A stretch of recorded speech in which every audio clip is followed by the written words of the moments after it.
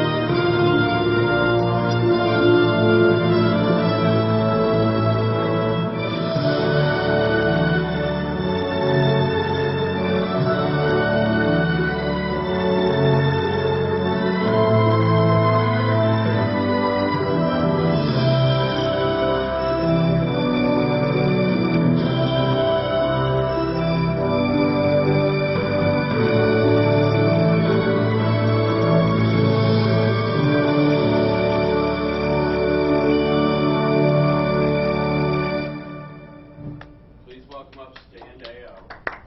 Soundtrack available on Warner. Thank you, folks. This is the first time I've given a lecture here in the United States in probably 9 years. A lot of what you're going to see here today is a first-time release worldwide of Technologies and Secrets. It is time. And so I am going to teach you some things here on this board about the cover-up that has been mentioned before in some of the lectures, about the alien cover-up, and about some of our own human-based programs to make anti-gravity and various other technologies. I don't want this to be a dull and boring lecture, and the opening montage you saw covers scenes from everything we're going to try to squeeze into an hour. If it goes over your head or you forget things, don't worry. They're recording it on a DVD, and I planned on this. What we're presenting here is going to go far and wide, not just here in Roswell. It's the beginning of an unveiling. As you saw the blue and red satin magician's cape, we're pulling the lid off of a number of things today. I didn't even tell Guy, organizing this, what exactly we were going to do because I didn't want it to leak out anywhere. In this country, in the the late parts of World War II, about 1943, there were a number of programs other than the Manhattan Project that were started to develop weapons to defeat Germany. We knew at that time that Germany was going to try to get an atomic bomb, and certainly the effort was thwarted. But there were other projects. Dr. Edward Teller, the kind of alleged father of the hydrogen bomb project, recruited myself and a number of other people from the mid-50s forward until 1971. I was recruited in 71, a latecomer to the program. But back in those early days, there was a real problem with removing the blinders off of scientists to develop new weapons and new defensive mechanisms as well. So in 1943, the men developing this project tried to figure out a way to convince scientists that certain things like anti-gravity, new types of weapons were possible, to remove the blinders. So by 1952, they had already started what I'm going to show you here. But this is where, whoops, this is where it happened. Can you hear me? Is this mic on here? Only for the video. Sorry, folks. All right, I will project without popping my peas. Thank you. We hope so. All right. In 1947, Jesse Marcel was heavily ridiculed over the release of the information that we had a flying saucer down. I must tell you that they were Air Force officers. They were officers of the 509th Bomb Wing, and these are the guys that did the atomic bomb testing. They weren't stupid. They knew the difference between a kite and pieces of metal and bodies and things that were real. It wasn't crash dummies. It wasn't alfoil and Scotch tape and balsa wood. He was duped into setting up for that photo there in Fort Worth. Now, he took a lot of flack. His son defends him today. But this is where it started here at Roswell Army Airfield, 1947. Announced that a flying disc has been found and is now in the possession of the Army. Army officers say the missile, found sometime last week, has been inspected at Roswell, New Mexico, and sent to Wright Field, Ohio, for further inspection. Little time warp sound effects there. Now, you've all heard of Jesse Marcel, but you would not have heard of Colonel Harrison there. Let's see if I can get back to him. Yeah, all right, all right. I've got a twitchy finger on this thing here. Let me just get in there. Okay. Now, Colonel Harrison died in 2003 now. He lived in Fort Worth. He was the next-door neighbor of an acquaintance of Holly mine who works for Lockheed. Colonel Harrison was a co-pilot on the first atomic bomb test dropped in Bikini Atoll. He received the Distinguished Flying Cross. He was a lifelong friend, as you can see here, of from the wartime days till he died, of the McCain family, Senator McCain and Admiral McCain. He also served as a special assistant to Admiral McCain at a very top-level security position. He's one of the guys that was truly a secret keeper, and he did it even from his son until the day that he died. As it turns out, Colonel Harrison was outside the back of his apartment, slipped and fell and hurt his head to the point that it was a cerebral hemorrhage. They took him to the hospital, and he lingered for a while, and his son was in there with him just before his dad died, and he said, "Dad, I've got to know, were the aliens real?" Because this guy was here at Roswell, and a number of paper trails led to his plane ID for having ferried parts back to Fort Worth and over to Wright Pat. And he turned to his son and he said, "All I will say is that they were real." And he died a few minutes later. So, you have another witness, hearsay, but one of the kind that really counts because he was a very special fella. He flew the B-47s, the early Strategic Air Command, and he also commanded a B-52 Air Wing under Curtis LeMay in the SAC program after that. 509th there was the start of that. And there's his Distinguished Flying Cross. Now, this is Raymond F. Jones. Who's Raymond F. Jones? This Island Earth, one of the two probably classic Hollywood productions about alien invasions of Earth in the 50s, the other being The Forbidden Planet. Raymond Jones wrote this and 74 other stories.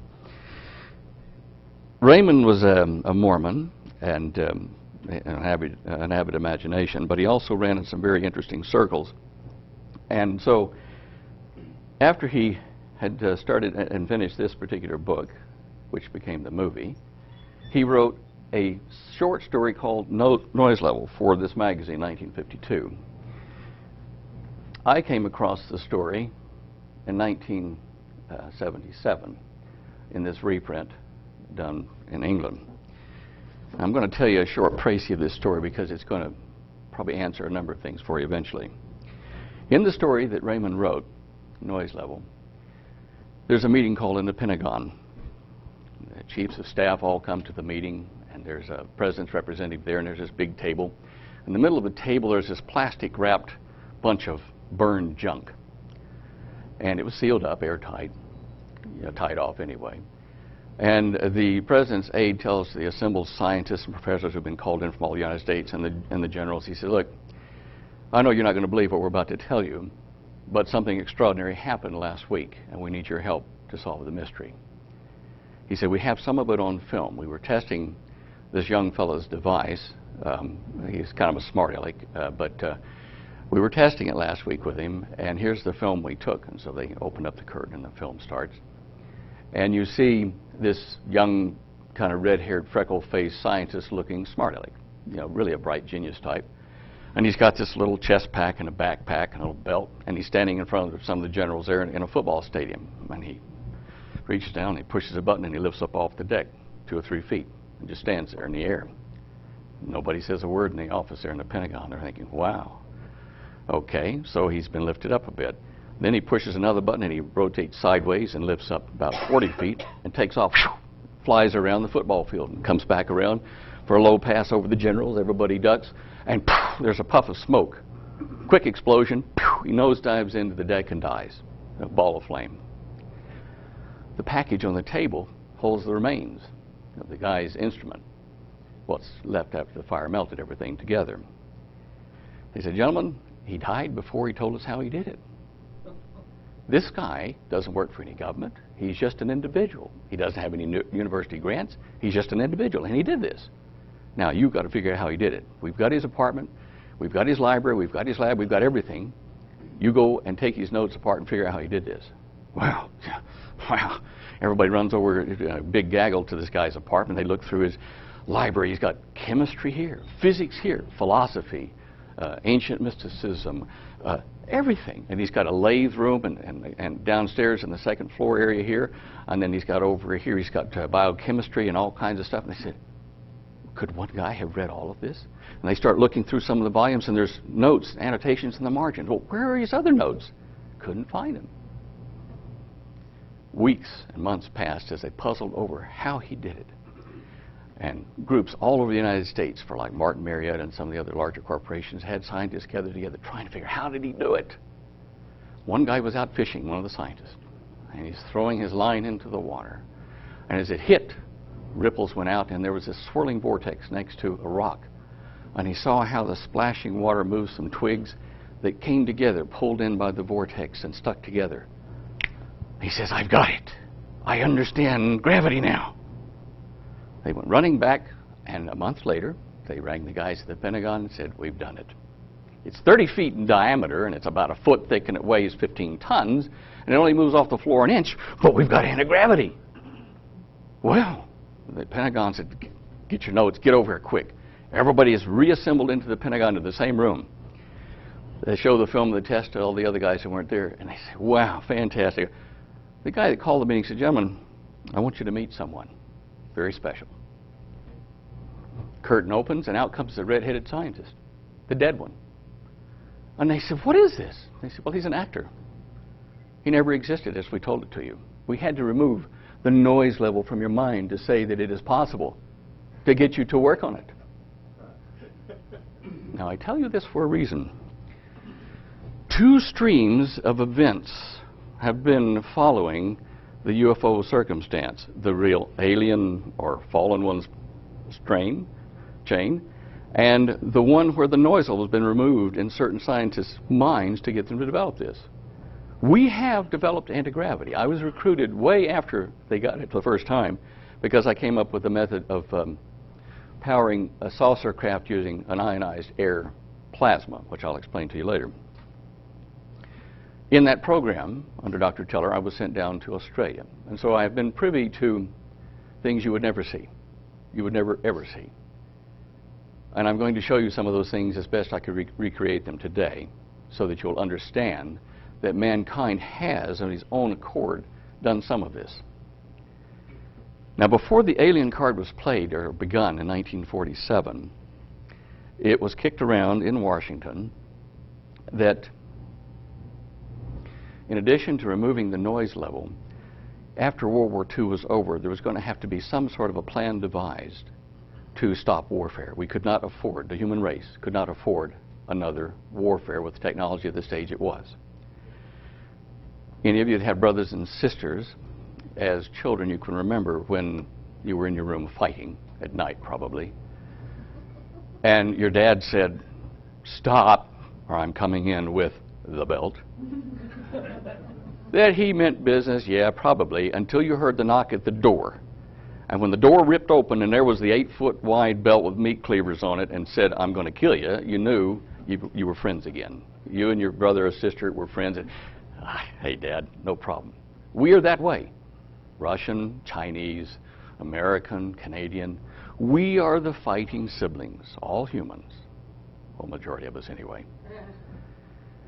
To get us together long enough to try peace, to get along in harmony, it was reasoned that they could not coerce us from any philosophical or political point. They could not force us with a dictatorship. So they were going to fool us into thinking we were being invaded, without knowing that we had aliens at the time. The best laid plans go astray. In 1947, there was a crash. And there were alien beings on that crash. Even though I wasn't there, I'm convinced from what I was shown inside the organization. Certainly there were some technologies, and probably still are some remaining, that we were not able to back engineer, but some very interesting things did surface. Noise level, yeah, we don't want that. Okay.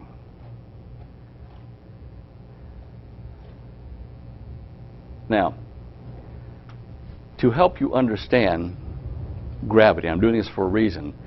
There have been people that have talked about anti-gravity, some magic thing and this kind of stuff, and it's a very simple thing in concept.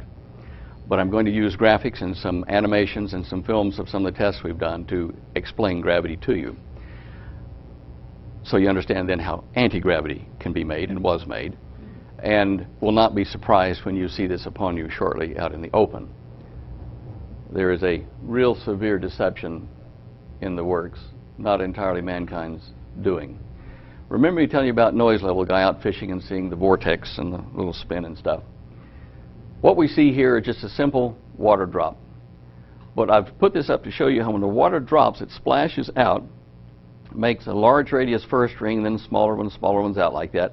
And then the reflection of its splash pops up a ball in the air like that. Okay, big deal, you've seen that. Now, what happens next is you will see if you take one splash, it sets equally, almost equally spaced crowns out like this. These are inertial things formed by water pressing on itself to make little beadlets out here like one single drop would do. This happens usually on a flat surface instead of a deep amount of water. Now, for the astronomers in the crowd, what we see here is a splash which can represent the sun. Then there's the first orbit of some planet, and the second and the third. But if you're an astronomer, you notice that those rings, the radii of them, do not match our planets. You think, well, this couldn't be explaining gravity and orbits of planets. But it does. Because in space, you don't have an infinite pond where the ripples just go out and don't come back. Space has mass and resistance. It's like a very fine fluid. It's so fine that atoms are made up of a lot of it. It's called ether space in James Clerk Maxwell's day last, or century before last, and we have returned to that understanding of the way the world works. When you take a bucket of paint, thick paint, and you put your paint stirrer on your drill and you stick it down in and spin it around, it will make circular waves go out and hit the edge of the paint bucket and then come back to your spinning paint stirrer, the little rod. If you spin it at the right speed for that can, the wave will go out, reflect back in, just in time to be in phase with the next spin wave coming out from your spinning rod. This is called standing waves or harmonics. When that happens, then the spacing of the rings changes. And when it does, you can have a planet and a moon, like the Earth and the moon right there, following this particular orbit. Notice how there are bands of orbits. We have those in our own solar system, the Jovian lighter density planets like Jupiter and Saturn, where they have a large mass hump like this. That would be out in this area here.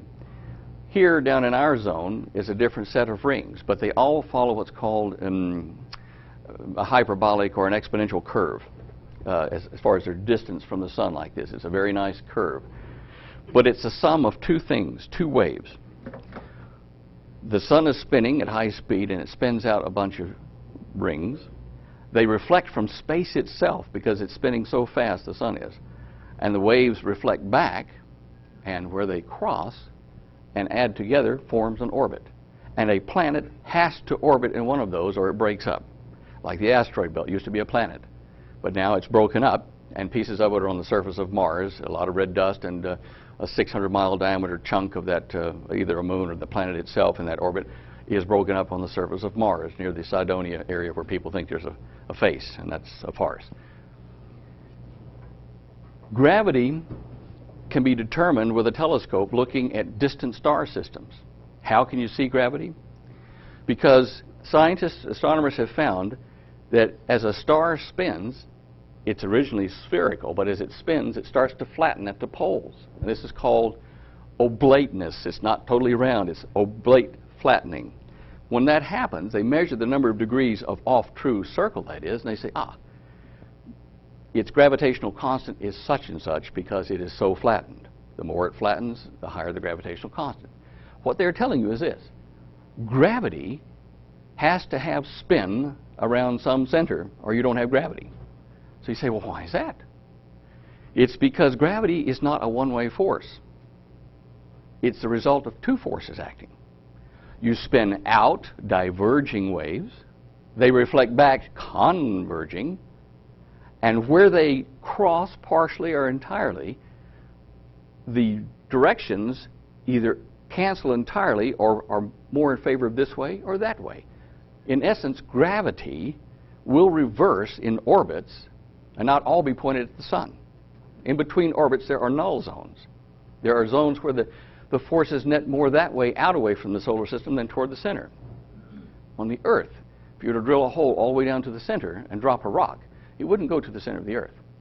It would go down a fixed distance and bounce back up, not to the surface, but probably 150, 200 miles below, and find its equilibrium point. There are layers or shells of inertia that form gravity. Spin. Have I lost everybody? Now, I don't have stock in Coca-Cola, but I sure use them a lot. This is the top. You'll see this in action in a minute. This is the top of a 2-liter bottle of Coca-Cola. I've developed a process of generating planets and stars with sound waves on the surface of a Coca-Cola bottle, with Coke in it, of course. Dr. Pepper worked as well, so if you're listening, Dr. Pepper. What you'll notice there is a depression. That was a strong hint, wasn't it? What you'll notice here is a depression on the surface of this liquid. Now, in school, you're taught this is surface tension that holds that little bead up. If you've watched rain fall down in a puddle closely, you'll see that splashes will hit a puddle and little tiny bubbles or spheres will dart around very quickly on the surface and then be absorbed and disappear. And they tell you, well, that's because momentarily the surface tension of the puddle kept that raindrop from actually falling through the surface. That's not exactly correct. As I showed you earlier with the drops, splashes, when a drop is formed up like that and spins like that in the air, it is spinning, it is convecting like a mushroom cloud around an atom bomb. You don't see it here, but that little drop of Coca-Cola there is spinning like that at high speed. But if you do nothing except generate that and then stand back from the Coke bottle, about 15, 20 seconds later, it will just reabsorb into the surface, pop, and disappear. But if you add sound to it, which we'll show you in a minute, you can keep reinforcing that spin and have it there indefinitely as a planet or a star or just a bubble on a Coke bottle, whatever you want to call it. But this is showing the same effect Einstein's equations predicted about the warping of the time-space fabric. That's the best way they could describe it. But you are seeing here, you're actually seeing it. Instead of an equation, you're seeing it. See what I'm saying? All right. Now, I'll pause on this for about 10 seconds. Okay. This equation here is the one I use to generate what you're going to see in a minute. There's a yellow, a green, and a red equation, and these are the constants I plugged into those to show you how the divergent wave and the convergent wave add together to give you the yellow thing. Now, I put this up primarily for the people who are going to see this DVD elsewhere who are of that bent, to show that this is the first approximation of the equation, definitely not the equation for our solar system, but close. Okay? All right.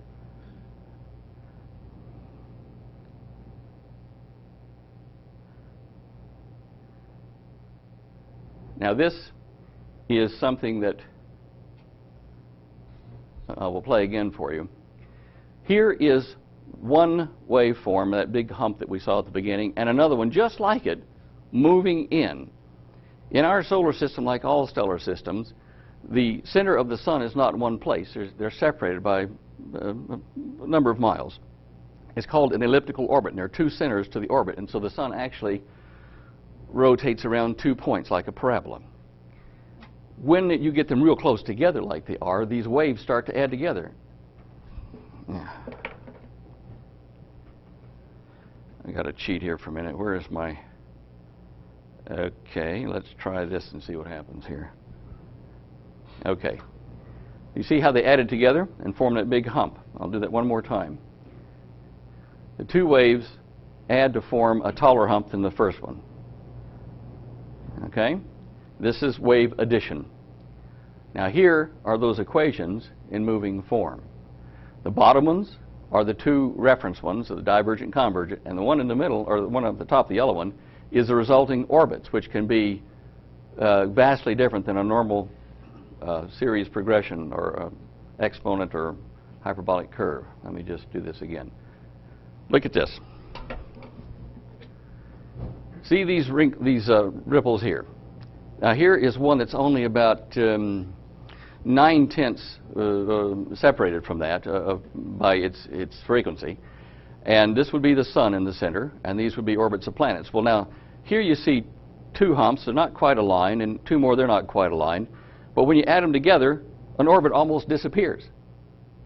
Now, why is this important? As our star starts to slow down, which all stars do as they die, the rings around them where planets can orbit change, and orbits get canceled. And it's like, hey, you can't park there anymore. And that's why we think Venus, only one of our planets that doesn't have what's called a magnetosphere or plasmasphere, and it rotates backwards to everybody else, we think Venus either came in from an outer orbit or out of the solar system and as an interloper in a temporary orbit. Okay.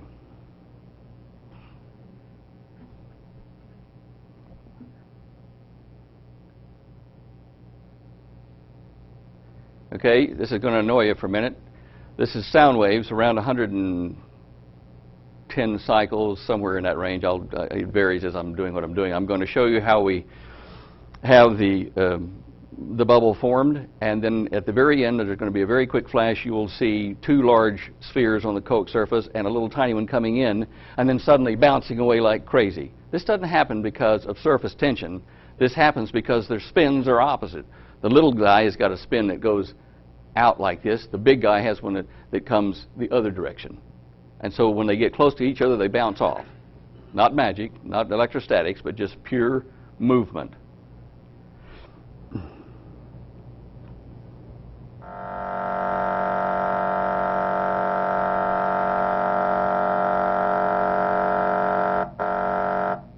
Notice in this, that would be the sun, and this would be a planet. What is happening is the speaker, I've got on the table, you'll see that in a second as it moves down the shot. The speaker is generating a wave in the side of the bottle that is reinforcing this one here and keeping it alive. It is feeding it inertia, waves, like planets get fed.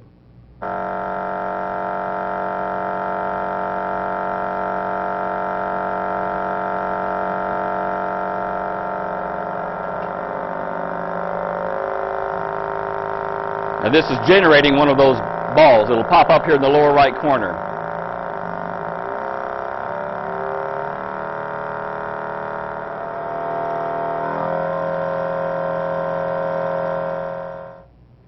Okay. There's no magic to gravity. It is motion in a fluid space. It is spin around a center or two centers, as the case may be. If you apply that to a saucer craft, you're going to see the following things. First of all, a single anti-gravity craft, I'll get to the details of how that works in a minute, but the craft itself has to have spin in its field. Even a plasma craft, which is charged air at high temperature, which moves through a magnetic field, forms a spinning tornado with the center of it right down the middle of the craft. That was the early days. And up and out over the surface wing and back in to form a convecting smoke ring. When it does that, it's just like when you run your hand through the tub like this or down a stream. As you move this way, in opposition to the movement of your hand, there's anti-curl going the opposite direction to conserve momentum. The energy you're putting into the water spins behind you. Turbulent wake in a boat or whatever. Now, the little green circles you're going to see here are an example of a craft generating secondary spin vortices around it in air, space, water, wherever it's operating.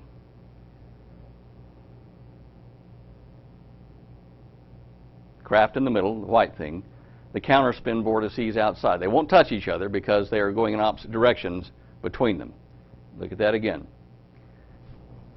Notice that these arrows are in opposite directions. If they were to get too close, they'd push themselves apart like those two drops you saw on the surface of that Coca-Cola. Boy, Coke's going to owe me a favor. Okay, now, if they got too close to each other, even as a craft rather than secondary eddies, watch what happens. Oops. Both of those circles were spinning in the same direction, but they'll bounce apart. Look at that again. Both spinning in the same direction, but in between them, no. However, there's a trick to this. The gap theory. Nothing to do with Genesis, but anyway. Okay, if you space them correctly, they will actually lock together with a common shared vortex in between them like that. Watch that again.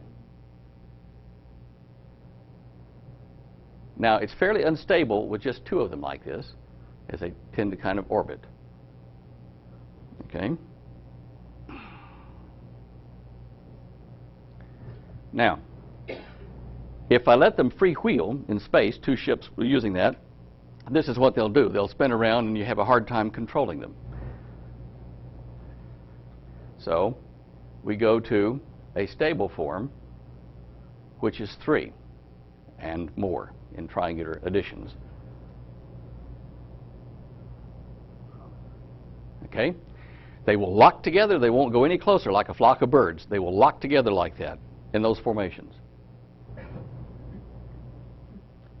Now, you've seen reports or films or, movies even showing UFOs gathering like this and locking together like a flock of birds even in the 50s over the White House.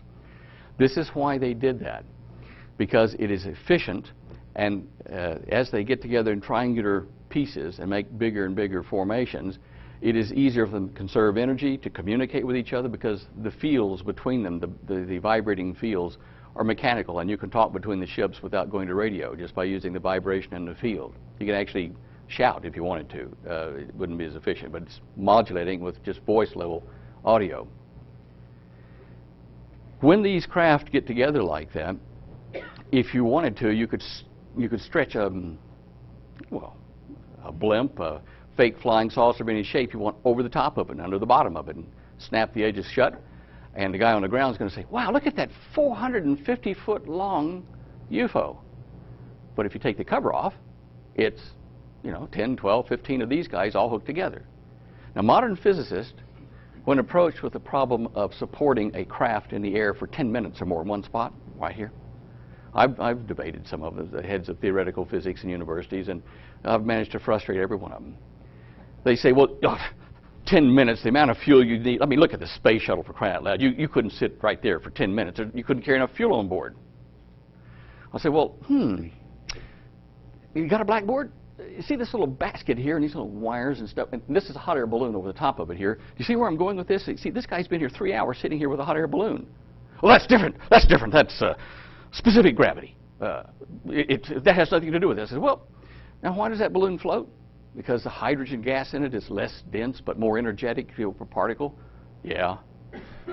Okay, so in other words, if I could magically generate a field in and around a craft using normal air or something else that was just like hydrogen but contained, then I could float that thing there because it's not, the energy's not going anywhere, it's contained in the field. I had one guy get some anti-Pictus chalk off his desk and threw it at me and stomped out the door. But it's there, that's the truth.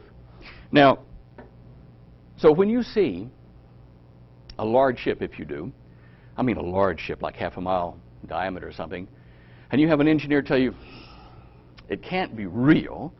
If it is, it's not from around here because, you know, half a mile long lever arm on a wing or a portion of it, if that thing moved up and down like that, it'd rip the thing apart just from, you know, the lever action on the joints. What they haven't considered, very simple point, what I showed you there with those, the saucers gathering together to make a bigger craft, each one of them still has its own local gravity. And the stretch would only be 30, 40, 50 feet, and we do more than that on a standard airliner wing. So when you have gravitational posts all through this immense structure, and it's all linked together, and the command pilot that's linked them all together and firing the system, everything accelerates uniformly. There's no big drama. There's no heavy torque on the joints. It is possible, and within the realm of modern physics. It's just that you didn't see how Houdini did it, and that's what we're playing with. Some will be real, and some will be a Trojan horse, I'm sure. And this is what you would probably see.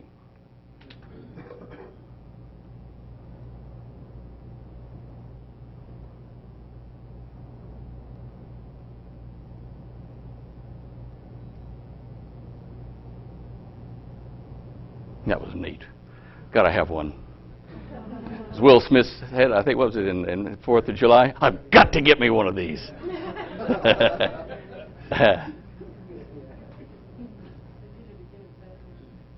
In Batman, did he? Yeah. Okay.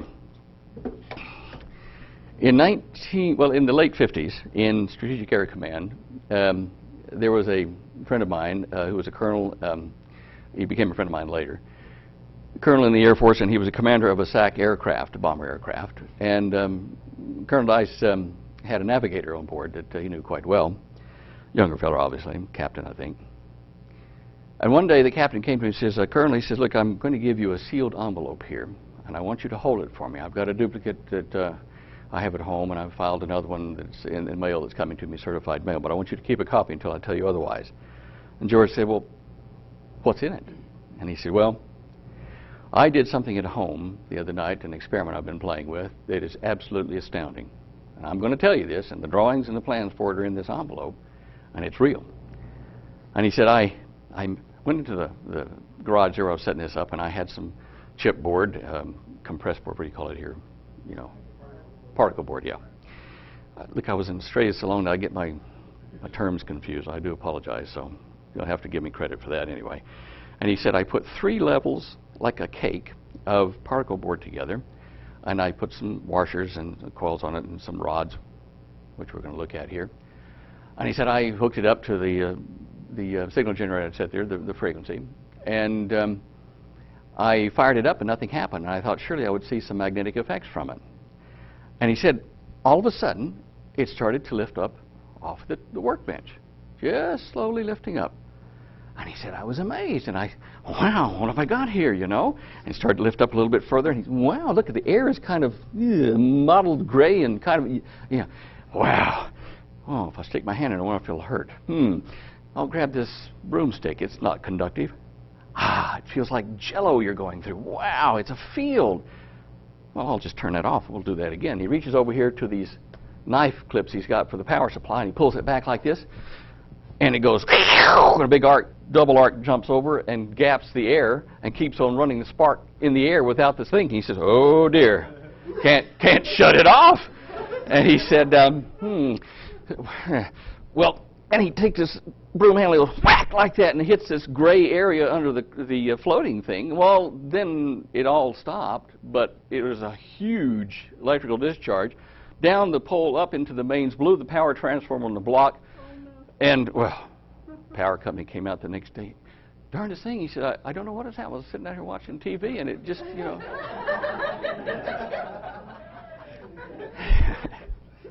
But he had anti-gravity. So he gave this to George, and George told me about it years later. I said, George, where's that envelope? This is before I left to work with Teller's Group. So my mom and dad moved to Florida. I think it's in my boxes there. I said, well, did you ever open it? He said, no. I said, well, what happened to the Navigator? He said, oh, you know, come to think of it, a few weeks after that, he was transferred out. I never saw him again. I thought, small wonder. All right, so I filed that away. Then, probably a few months later, I was recruited by Teller's Group, and I got to see why what the Navigator did worked. Now, up there at the top left is how he wound one set of washer and rod. And then he put them into this on particle board. 15-degree spacing as we twisted the various layers apart. And when I was later into the reel guys, this is the application of one of his coils and rods. And that's the inside of a 30-foot diameter human-made anti-gravity craft. It's as simple as that. What I don't have here are some things that I will probably not show publicly for safety reasons, but I'll explain that. In the real craft, this coil here and this one come up over an archway here so as not to block what's called the breather of the washer. This is a hollow square-sectioned mu metal inductor core. This is like one of those washers he had on his particle board. See how it wraps around one washer? There's a little gap in it. Now for the coil going up the rod in the center, we have this one here and this one here. What he did was he used pulsed direct current to generate a spinning vortex right here in the fabric of space, if you wish, into the ether space. I'm going to show you how that works in the next animation. But this, I promise you, is a 30-foot diameter craft drive coil. It produces a number of very interesting effects on the crew and the surrounding area by altering time. It's not a time machine. It just simply means that for people inside the field at various positions from the center and out, time passes at a different rate. While I'm on that subject very quickly, if you watch a hummingbird, or watch a bee, you'll see that they move a lot quicker than you can predict where they're going or try to catch one, or a fly. These things operate at a higher operative neural rate than you and I do, yet they do function. They are simply looking at us as slow, sluggish, moving things, and they are just living 5 to 10 times faster than us.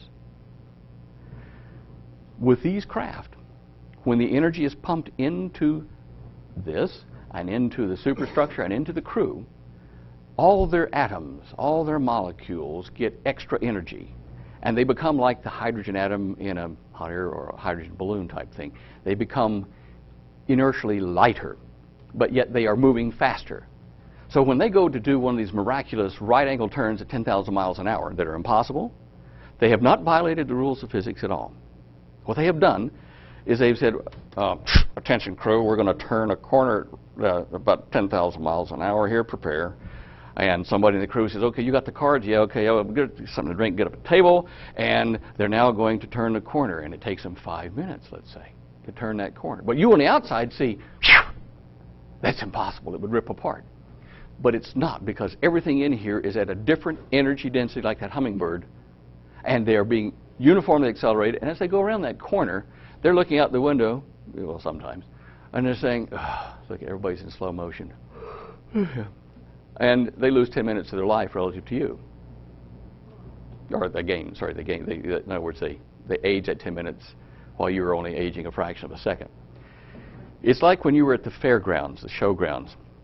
As a kid, they used to have this big cylinder that you'd stand on and have a floor and it'd start to spin.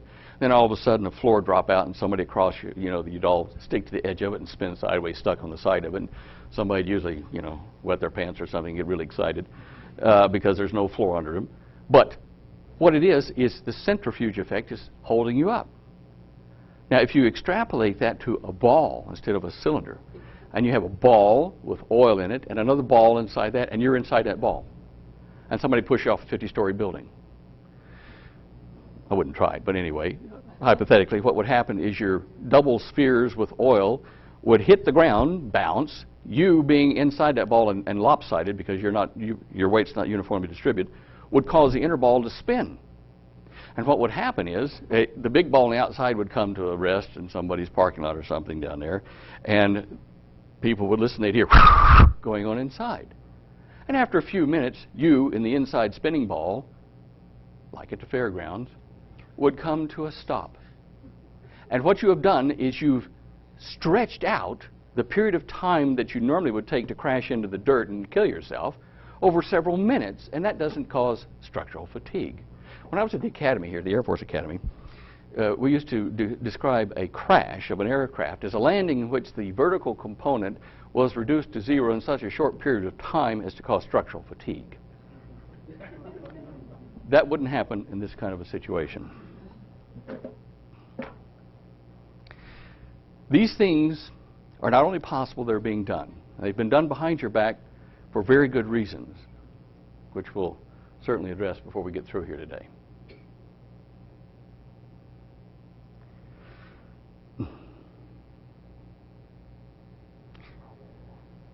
Now, do any of you ever recall in the late 50s, early 60s, it wasn't Dino Kraspadon, there was a science fiction writer, not a science fiction writer, a UFO investigator back then, mentioning the guy that knew the secret, the military guy named Lorenzo that knew the secret about the flying saucers. Do you remember that?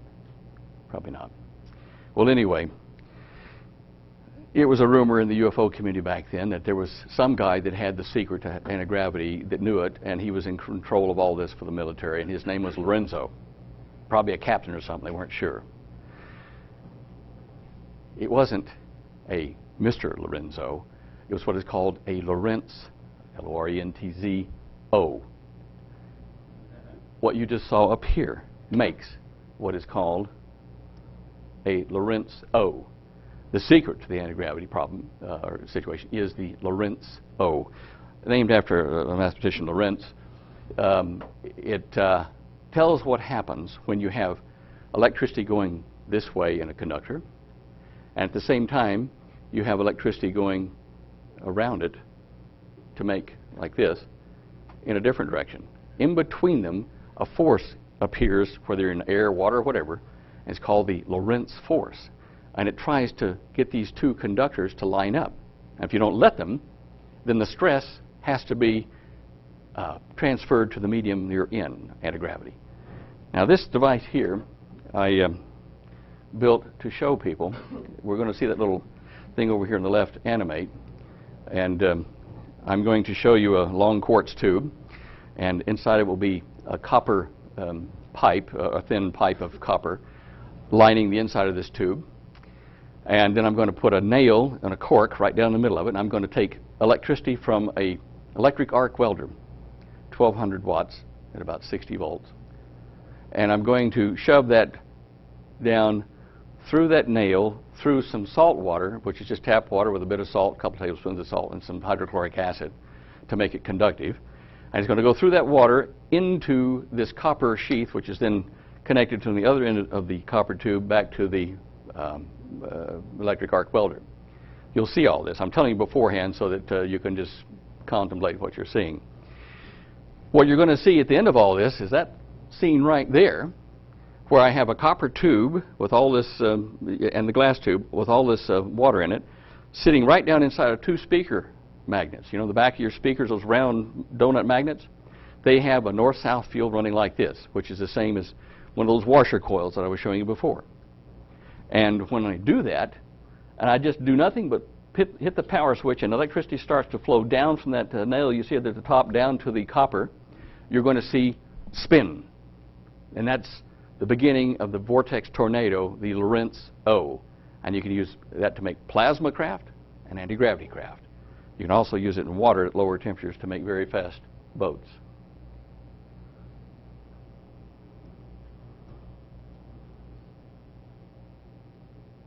That's when I was a little bit younger. Well, maybe a lot. There's your, well, that might be brass. I can't tell from the color. It was brass or copper, just a conductor. Quartz tube, because this gets very hot very quickly. Glove, obviously, to keep from burning myself again. There's your ring magnets. There's the jar of water from the tap. Still water is better than you put a couple of tablespoons of salt and about, half an ounce of hydrochloric or something in it. That's the company that made the electric arc welder. That's a 100 amp diode down there, which turns the alternating current into one direction, direct current. And there's the magic nail that goes down through the cork. I forget what we made that out of, but it was something that didn't melt easy. And here you go.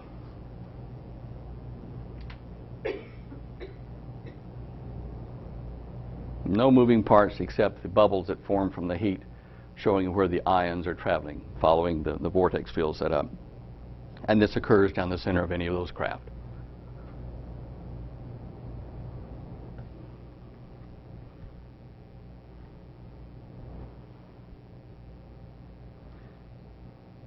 The next time you're sitting next to somebody blowing smoke rings, witness a miracle.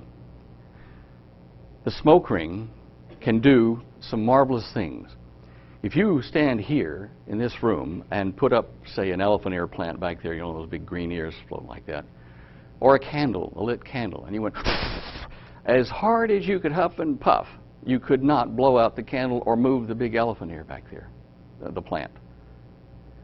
Yet, if you take a device that makes a smoke ring and you use the same amount of energy, probably less, and you aim it back there and you go like that, that little ring of energy, the same amount that you would have blown out and lost into oblivion out here, same amount in a tight little package goes right over there and blows out a candle or moves that target elephant ear like that. Now, in this test here, I've used slow speed, and some of it I've done some time-lapse or some slow-mo camera stuff. But watch, as you see there, there's a smoke ring on the right, but behind it, from the inside, is a long cylinder of smoke. These craft that we're talking about, this technology, and a number of other technologies that they use, including plasma beams, all rely on what you're going to see here. This is a wrinkle. A smoke ring is not a series of spinning, things around this point here. It is a wrinkle like you would put in a carpet by doing that and making a wave go through the carpet, except it's in 3 dimensions and wrapped around. So as a result, when a smoke ring moves through the clear air, it absorbs clear air on the periphery of it in a layer that goes into the inside and then does a reversal like yin and yang and comes out pushing smoke ahead of it. And so a shell of smoke, a pipe, comes out the back. These things here are a rough approximation of what makes an atom or an electron. They are not particles, they are waves in a medium. All right.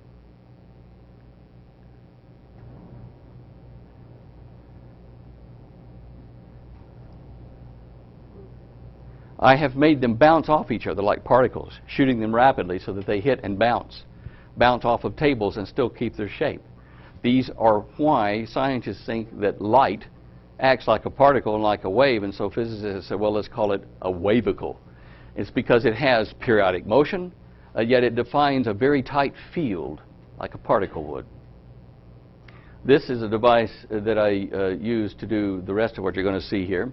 It's a plastic pipe, plexiglass pipe, and I've just made it so it'll make smoke rings with a piece of shower cap stuck on the back as a rubber membrane, and I pull it and pop it loose and I get 70 to 90 miles an hour out of the little donut. Same thing you can do. You're going to see here in a bright section where I have a smoke cloud, an oil vapor cloud, and I shoot a clear air toroid through it, and you will see a perfect black, subtle, perfect circle go through it. This is why when UFOs go through clouds or various other things, you see nothing. they open it up like the mitral valve in the heart. They go like that, and they just cut a hole and close it right behind them. They don't make any swish, any wake, nothing. No sound wave, no sound barrier. That's because of what you're seeing here.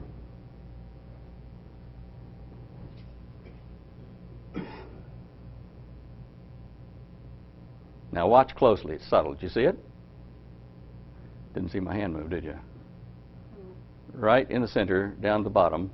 There you go. You see him? Oh, yeah, I see. See, now I've slowed it up so you can see how I've reversed it back and forth. Watch how it acts like a valve. Okay. A couple more just to show you. It doesn't really do a lot of damage. In fact, when I've fired these things across the room like that, I've had candles 30 feet away over on this side here, because candle flame is very sensitive, to motion. And I'll have the candle flame over there and shoot that way. And as the donut passes like this, the candle flame goes and bows toward the donut passing. The shock wave is there, but the energy stays in the center. It's a very, very efficient thing. Now here's that mitral valve thing I was talking about. Clear one going through like that. See how it cuts a perfect hole? If you have a ship like that, it does that with gravity, it does it with clouds, it does it with water. Fascinating, isn't it? So what do we do in the evenings at home? I'll tell you what, my wife is going to kill me if I keep playing with that Coke bottle, because sometimes on the computer I'll take a ruler and I'll snap it like that and make these little beads form, and I'll go thump, thump, thump, thump. So if you do it another time, I'm going to shoot you. Yeah. True, isn't it, Holly? All right, now, I took some notes at one of the meetings because we weren't allowed to film or record anything in one of my briefings. All right. In one of my briefings in the project here, and what you're going to see is a page of my notes here, which show what I was drawing, what I was being shown, with the top off of the 30-foot diameter craft, and with one of the sections removed so I could see inside the inductor. And this is what I put down on paper that day. You can see the arch I was telling you about is there. It's exaggerated a bit. It's a little thinner. The core section here with the main ring toroid. This one here with like a Faraday cage. It wasn't exactly that, but that's what it's for. This also held the superstructure onto the top of the craft. And there you can see some more of it there.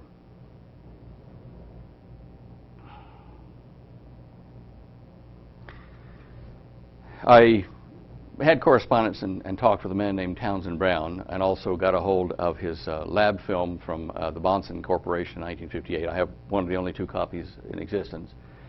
And I discussed the Philadelphia experiment and a number of other things with Dr. Brown when he was in Catalina Island, California, before he died. Townsend filmed here was at the Bonson Corporation in Salem, and at that time he was trying to generate anti-gravity using the Byfield-Brown effect. He had failed to understand that you have to recirculate your wake like a smoke ring. So he was trying to do brute force, as many of them are still trying to do.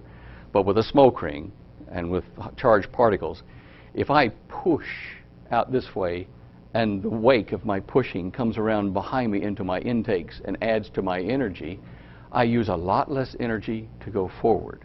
In fact, it's like going, I reckon it's like going into a saloon bar in the Wild West. Break your boots and your guns, and you come up to the saloon door, it's packed. Hello, bar, I'm here! And you shove the door up, you're going to get a little resistance.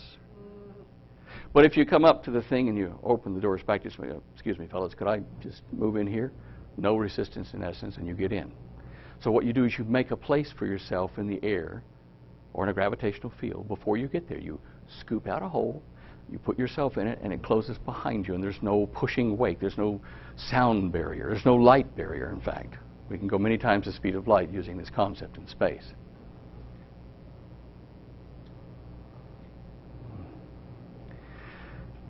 Brown tried a toroid coil in his. I've got his lab notes, his books as well, lab books. Over here it was called the beta machine. This was generating his high voltage 100,000 volt charges that were generating these arcs. On this saucer here, I've held it, it was about 3 feet in diameter. This coil he would slip on top of that and they would put high charge through it, but it was only half of the solution. If he had done the other coil and had known to do it, where he wrapped another coil like this and put those in phase, he would have had anti-gravity in a big way. He was that close, that close. I have a great deal of respect for the work that Dr. Brown did.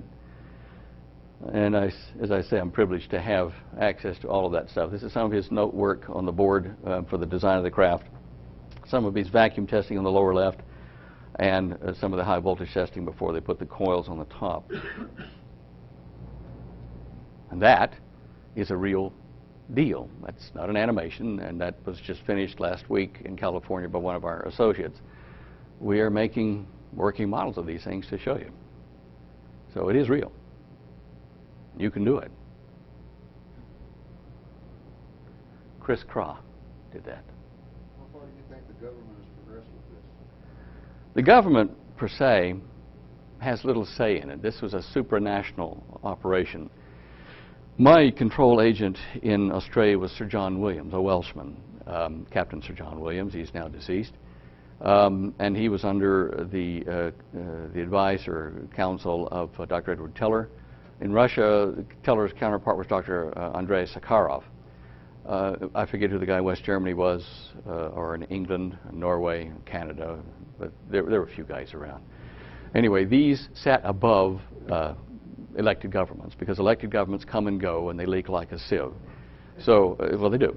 And these gentlemen that I worked for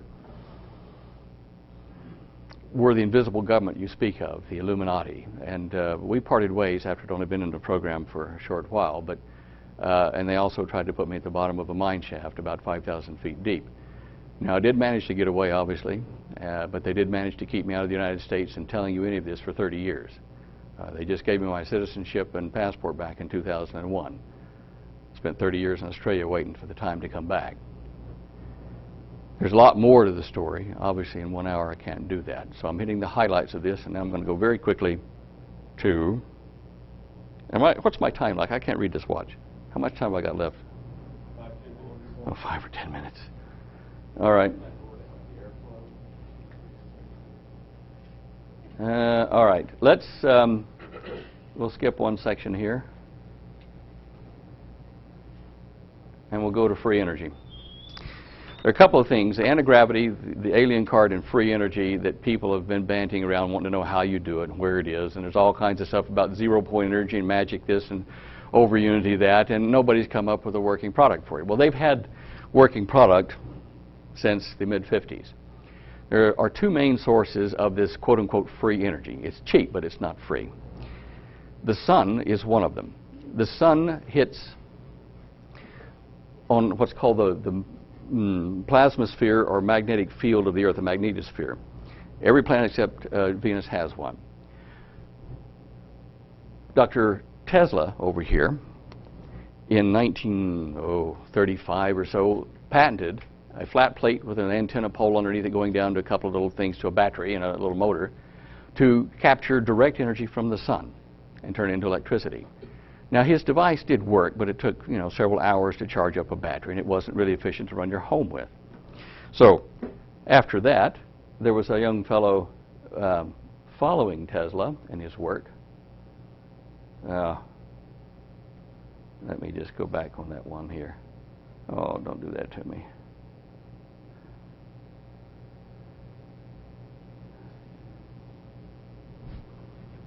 Okay. All right. Here we go.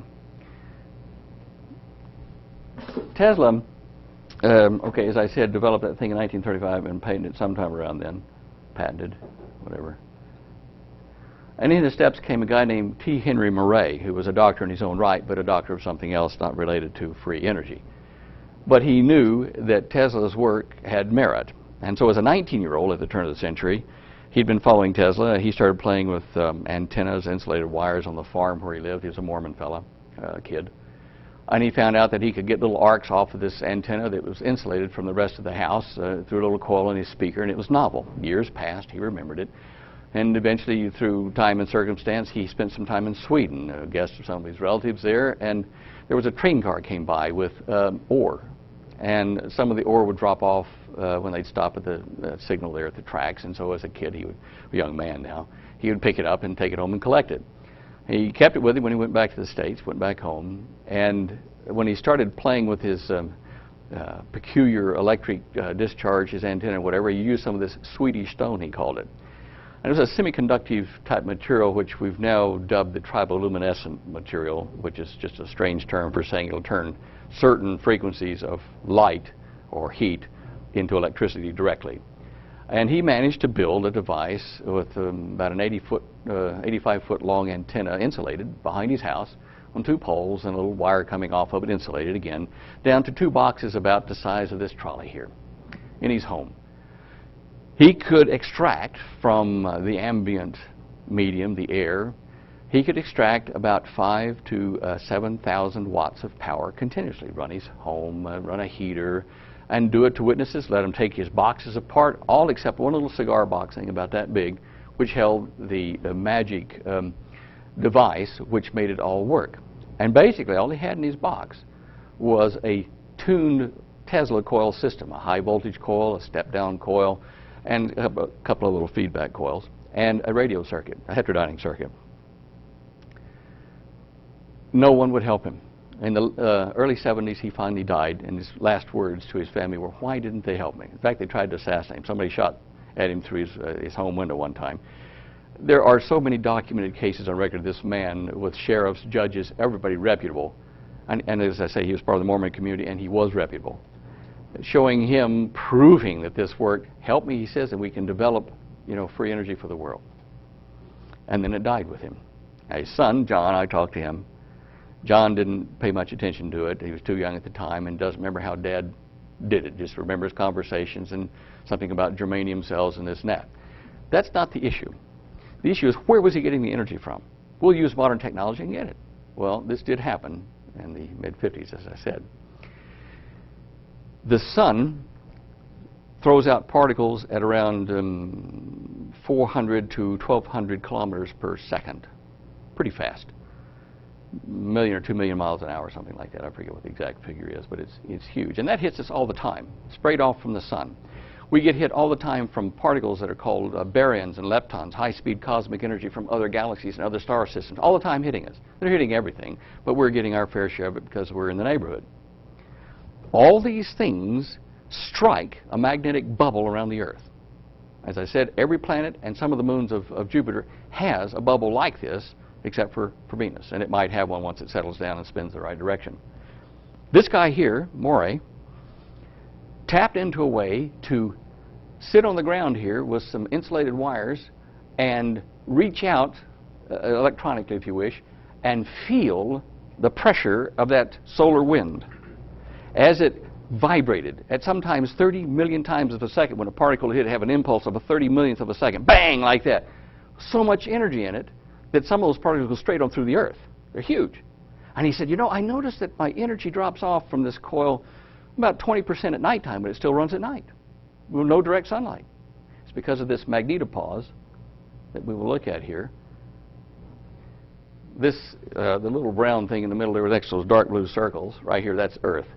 And this is the field, the magnetic field of the Earth. As it moves through that solar wind, it gets bent around like a coma around a comet. And if you can imagine this being like a charged balloon full of charged air, and there's things beating on it like that all the time. At any one point in time, say in a 30 millionth of a second, roughly speaking, there's going to be a number of particles that are hitting, and there's going to be a number of rebounds from just being hit. And the net of those two is some energy for you. So if you can rake off that energy for that fraction of a second, then you've got that energy trapped down in your little device, and the system doesn't know anything about it. It fills the hole with some more energy from more particles from the sun. Now, where we went a while ago is where we belong now. This is the Van Allen belts, the radiation belts around the Earth, the outer one and the inner one. As particles hit it, as particles hit it, it rebounds like this. And it presses on the red one down there, which then presses on the surface of the Earth. What we do is build a charged pocket of air on the surface of the Earth with these wires. And when they get pushed on, they're going to make voltage. And how do we know this? Professor John Trump at MIT, he's now deceased as well, I wrote about him in my book, made a most remarkable discovery in the 50s again with high voltage. 2 plates there. Those 2 plates represent 10 inches by 10 inches metal plates. They're in a very high vacuum. And he has the ability to measure the attractive force between these plates when he puts a charge on it. So he said to me, and I went to see John before he died, he said, I put 300 volts per centimeter, that's a term for the field intensity. I put 300 volts per centimeter between his plates, and I measured the force at 5/10,000ths of a pound. Bugger all, not much it anyway. So then he says, I raised it to 30,000 volts per centimeter, only raised it 100 times, but yet the force is now up to half a pound, 1,000 times more. So he said, well, I wonder what happened if we could go to the limit of our equipment to 3 million volts per centimeter. Watch this. 5.7 thousand pounds of force between 2 plates, 100 square inches each. Now, the outer atmosphere, that green envelope you just saw and the red one, those are our plates. And we've got, the Earth is part of it, the whole system. There's 3 plates involved.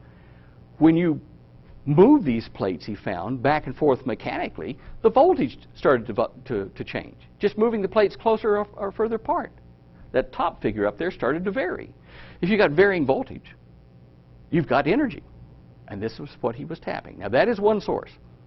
The other source is what's called thermionic.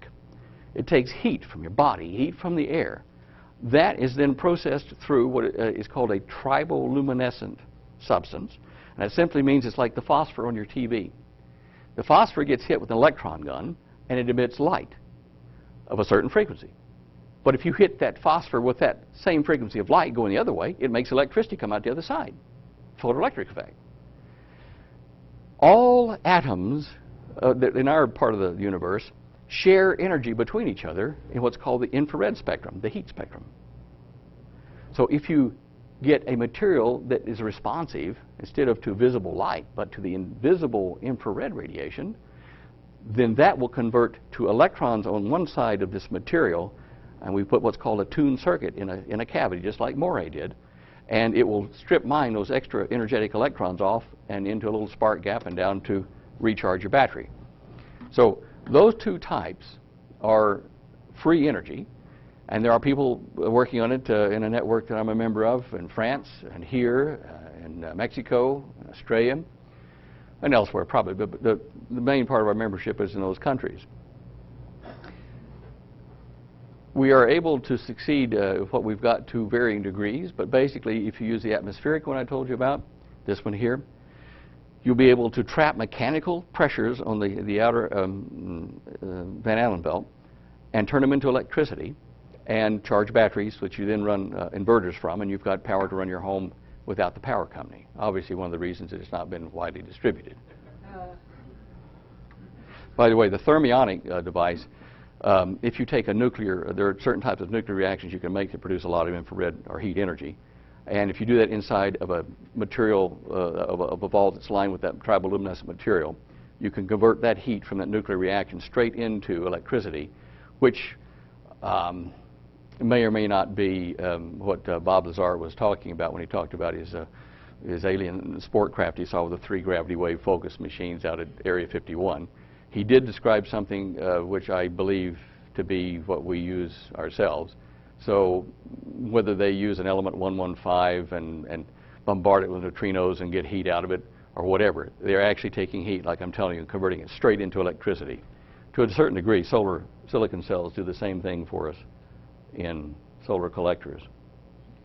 Oh, come on. This is the backyard. I've got 2 more holes to fill and put the poles up, and we'll be testing this out in our backyard. That's the charged antenna.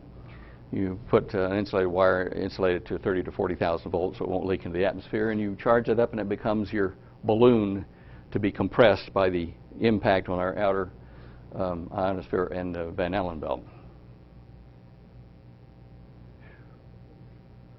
Yeah. All right. All right, look, I'm not going to explain this. I'm just going to show you some of the water and aircraft that I have made and tested here since that time, and some I'm working on now. They cycle about every 5 seconds. This one was something that I made for a DARPA proposal for a micro aerial vehicle for surveillance. This was along the same lines. They weren't accepted, by the way, so there's nothing secret here. These all employ the principles of vortex spins in air or charged air. This is another one we built in Australia, stateside. By the way, the real things weren't quite as pretty all the time. They had scuff marks and things on them, but anyway, this gives you the idea. Some of them were made out of different materials, fibers, composite, and things like that. All of these have definite reasons for their design.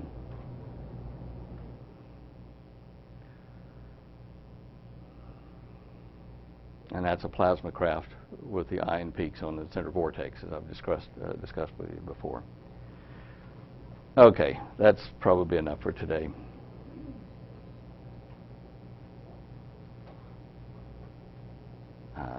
Let's see, have we forgotten anything? Smoke rings, that. Okay, that's it, folks.